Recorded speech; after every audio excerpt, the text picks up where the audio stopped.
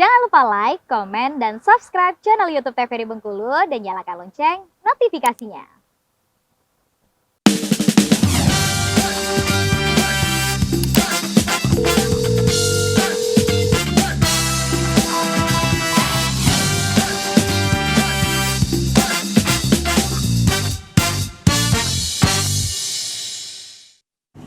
Balik lagi di Dokter Kita Bersama Kita Sehat, masih dengan tema yang sama ini pemirsa, yaitu FAM atau tumor yang terjadi pada payudara, tumor jinak yang terjadi pada payudara wanita. Masih dengan Dokter Elsa dan juga Dokter Putri.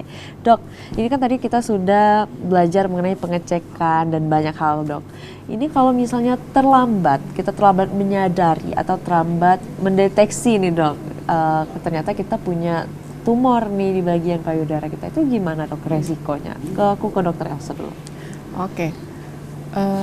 Sebenarnya begini, apapun benjolan, dibilang tumor ya, apapun benjolan atau tumor yang ada di badan tubuh kita itu, kita tidak bisa memastikan 100% bahwa itu adalah tumor jinak. Itu yang pertama, yang harus ada di mindset pemirsa TVRI di rumah ya. Yang kedua, terutama yang di payudara ya.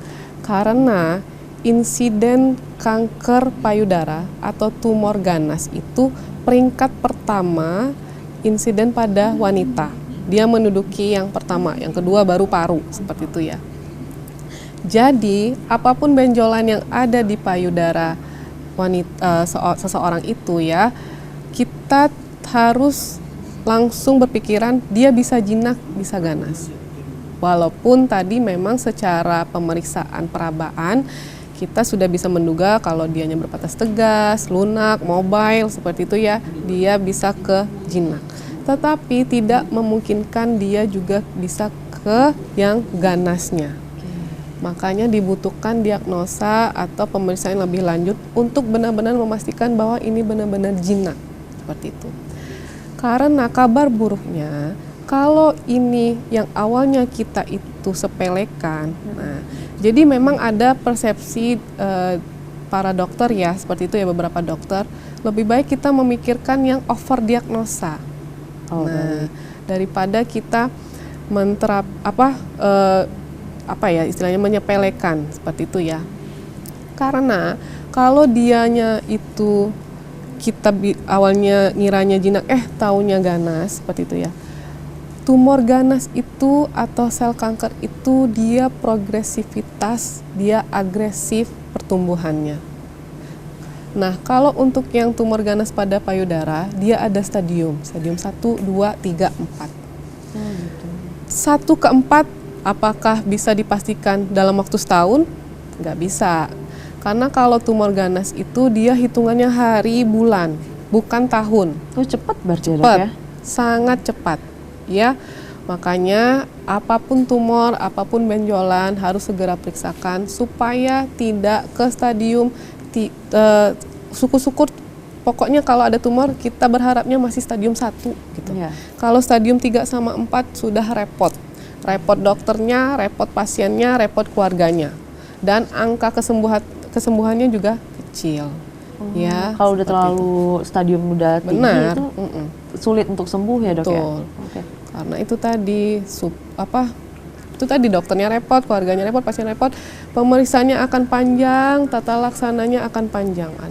Kalau udah memang stadium 3-4 udah ada kemoterapi, radioterapi seperti itu.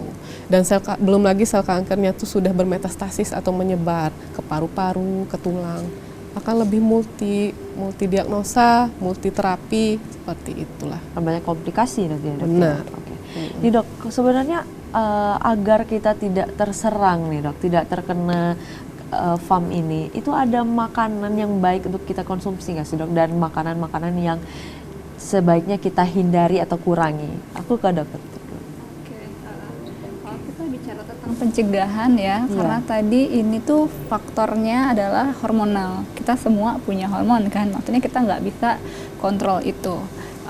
Menstruasi kan kita juga nggak bisa ya mengontrol fluktuasi dari hormon tersebut. Tapi ada penelitian nih yang ngomong kalau salah satu faktornya untuk yang meningkatkan hormon estrogen tadi sehingga bisa menyebabkan FAM ini adalah lingkungan. Jadi lingkungan yang misalnya kita tinggal di daerah yang banyak pabrik gitu, kayak pembakaran diesel atau batu bara atau misalnya kayak tembakau. Nah, itu yang bisa menyebabkan meningkatnya hormon estrogen sehingga bisa memicu pembentukan si fibroadenoma mama ini. Jadi yang bisa kita lakukan adalah mencegah, mungkin kita jangan sampai terpapar dengan udara yang tadi ya, yang ada sisa-sisa pembakaran. Kalau untuk makanan ini juga banyak ya tersebar di masyarakat, semacam apa ya, ketakutan begitu. Kalau katanya kalau banyak-banyak makan mie instan, banyak-banyak makanan Junk food. iya, fast food itu bisa memicu kanker.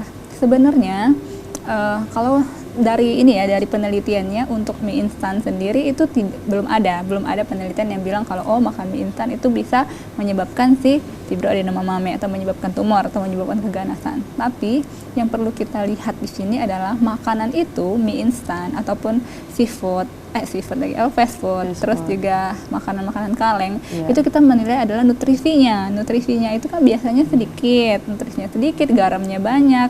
Itu yang bisa menimbulkan penyakit misalnya kayak hipertensi dan lain-lain yang bisa memperburuk keadaan pasiennya. Jadi kita memicu gitu ya? Iya, jadi kita bicaranya itu secara nutrisi dulu. Jadi bukan si makanan ini langsung menyebabkan kanker tuh enggak, tapi karena nutrisinya kurang, garamnya banyak, itu yang kita khawatirkan. Kalau dia menyebabkan kanker langsung, ya belum ada sih, secara literatur ilmiah belum ada.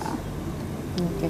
Kalau makanan yang baik nih dok dikonsumsi tubuh agar tercegah dari FAM ini dan penyakit-penyakit lainnya yang bisa menyerang tubuh terutama wanita atau merusak hormon, itu apa aja nih dok kira-kira?